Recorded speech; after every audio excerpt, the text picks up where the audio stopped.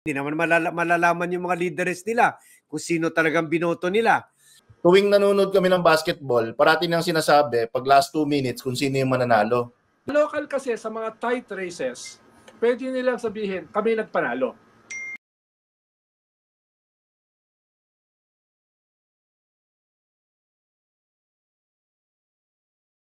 Tayo naman dito sa Vlogcaster Channel, parati natin sinasabi na duda tayo sa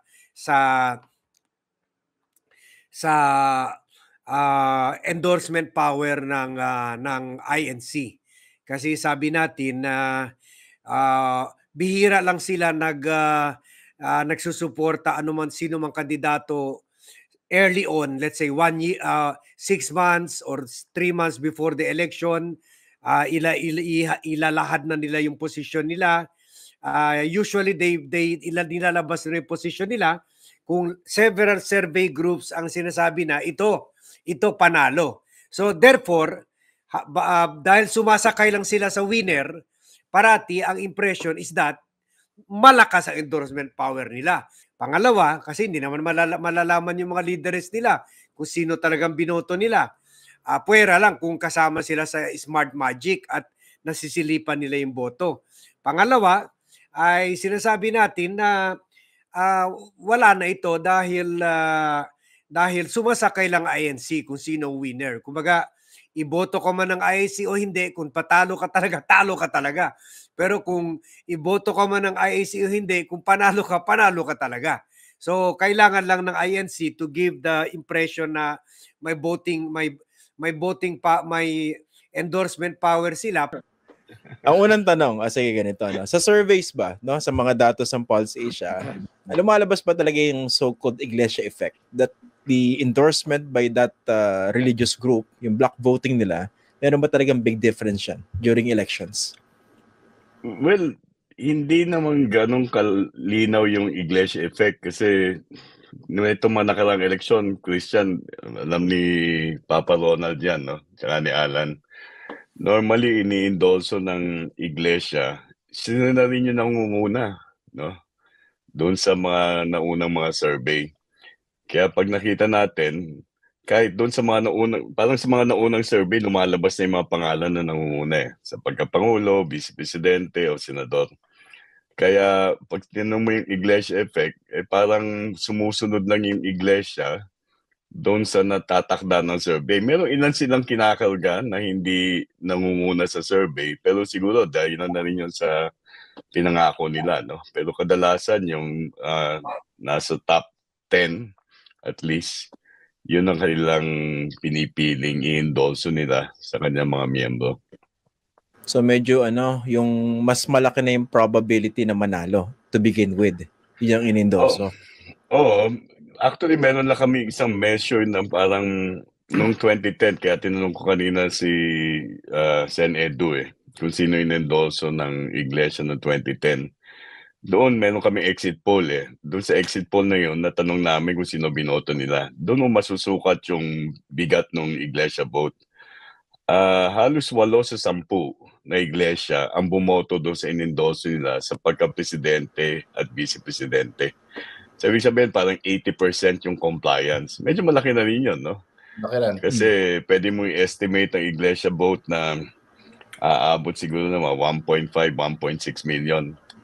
Kasi batay nga sa populasyon ng ating bansa, pangatlong pinakamalaking religious group ang Iglesia ni Cristo Although parang 2.6 million noong 2020 census. So sabihin mo ng kalahati noon ay botante. So kung 80% noon, pwede natin pa-compute kay Senedo yan, no? Sabihin mo 1.3 million tapos 80%, Senedo, anong sabi ng nasa Vatican? Mga approximately a little more than 1 million. Correct. Tama sabi ni Alan. Actually, a little less. A little less. Problema dito na on the spot. It's actually a little less.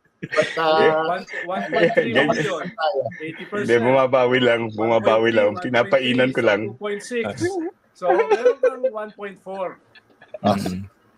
Galing. So medyo malaki siya. Malaki may malaking diferensya yan, no? Lalong-lalo na doon sa dulo ng 12, no? Kasi doon, minsan nagtatalo lang doon, mga 100,000-300,000 lang ang diferensya ng 12 and 13 position. So pag hindi ka kinarga ng iglesia, maaring yun ng manganganib ka kung nandun ka sa dulo. Okay. Si Alan naman, kasi ihuhuli natin yung merong flight to catch eh. Okay. Correct. Alan, sa pagpaplano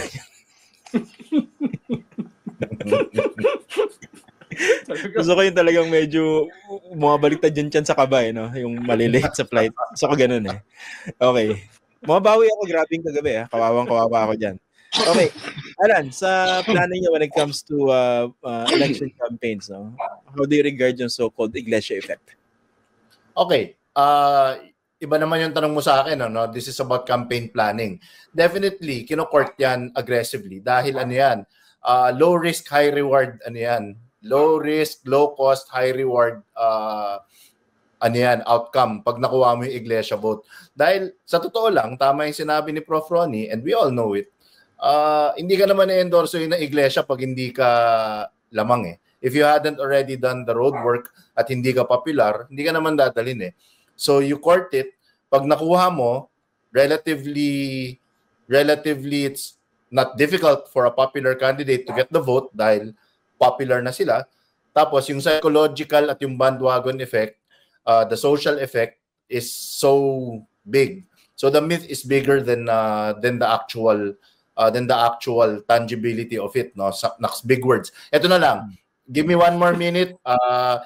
May tangibility pa ako na nalaman eh. One more minute. Nung bata kami, meron kaming tito, si Tito Floyd. Tuwing nanonood kami ng basketball, parati nang sinasabi, pag last 2 minutes, kung sino yung mananalo dun sa game. Bilib na bilib kami lahat kay Tito Floyd.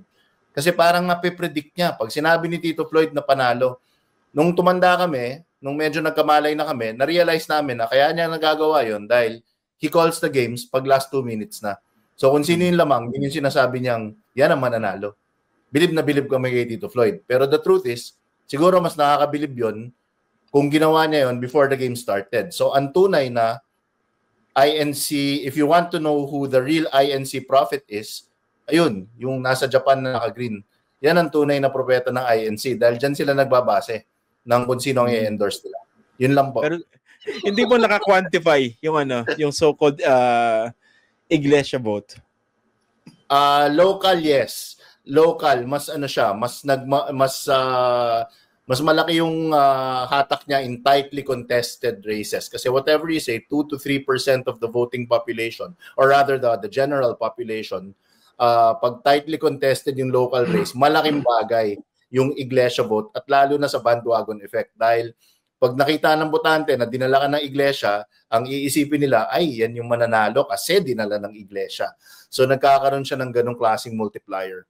So in actual numbers, I wouldn't know the first methodology to start measuring that. But definitely in local elections, just doing the dirty math, may ano yan, lalo sa tightly contested local elections, may bagay yan, may halaga yan. Okay. Ang gandang segue na, no? Speaking of dirty, tanongin natin si Senator Edu. Sige, your thoughts? On what? Wala, ganun ka vague. Just talk. Your thoughts on what? Just think about anything. Go. Una, may mga ilang variables dyan. Una, tama ba yung sinasabi ni Tocayo na census? No? Sila ba talaga ay 2.7 to 3 million members? Tapos sa ganyan, ilan yung voters? Meron kasing isang PhilAm na summa cum laude ng NYU. Gumawa siya ng research. Ano ba talaga yung deliverables? Ang sabi niya, around 500,000. No? Hindi ko sigurado gaano siya ka-accurate. No? So may mga ilang mga tao na may ganung klaseng mga studies, no? In terms of deliverables ng boto. Ang sinasabi nga nila, yung iba, ang kaya nilang i-deliver ay 3 million votes. Ibig sabihin, lahat ng miyembro boboto. No, yun yung sinasabi nila. Hindi naman siguro probable 'yon. Hindi naman siguro, pero kasama yan sa negotiations Kasama yan sa negotiations, no. Ikalawa ay sa actual voting, sinasabi nga ni Tocayo, ilan ba talaga yung bumoto sa kanila? Siguro yun yung mas accurate rather than yung mga claims at saka yung mga researches, no. Ano ba talaga yung actual na bumoto, yung exit votes, no. Yun yung mga halagang variables. Pero medyo magaling yung Iglesia ni Cristo eh. No? Dahil sabi nga ng lolo ko, power is not what you have, it's what they think you have. No? At yun yung usually nangyayari. Nagpapasya sila nung last 3 days. Ibig sabihin, ang dami nang nangyaring survey, ang dami na nangyaring probability. So pinapactor na nila yon. Sino ba yung 10 or 11 na siguradong mananalo? No? Tapos sino yung last 1 or 2 na kailangan yung kanilang 500 to 1 million votes? Sabi nga nito kayo, which can make the difference dun sa mga nasa dulo. Minsan nagkakamali sila dyan sa last 2 eh. Nagkakamali sila. Halimbawa, ng mga previous elections, hindi perfect yung kanilang score. No, hindi perfect. Correct. Kaya tinatansya nila yan, kinakalculate nila. Iba pa yung sa local.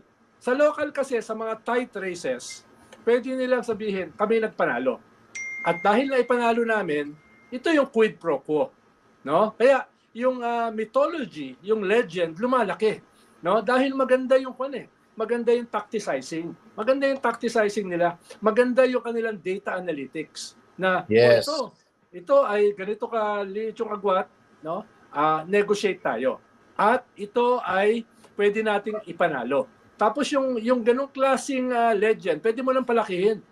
Kami nagpanalo. Ganito kami kalaki. So, yun yung sinasabi ko na power is not what you have, it's what they think you have. Ayun yung mga trabaho nila, Alan eh. Paano mo i-spin, no? Na ikaw ang nagpanalo? Paano mo i-spin na ganito kalaki ang boto mo na actually ganito lang kaliit, no? Kaya ako minsan may reservation ako sa mga PR eh, no? Dahil sasabihin nila sa iyo kung ano yung gusto mong marinig, no? Para may hugot gusto mong marinig. At least yung ibang kilala kong PR, hindi si Alan.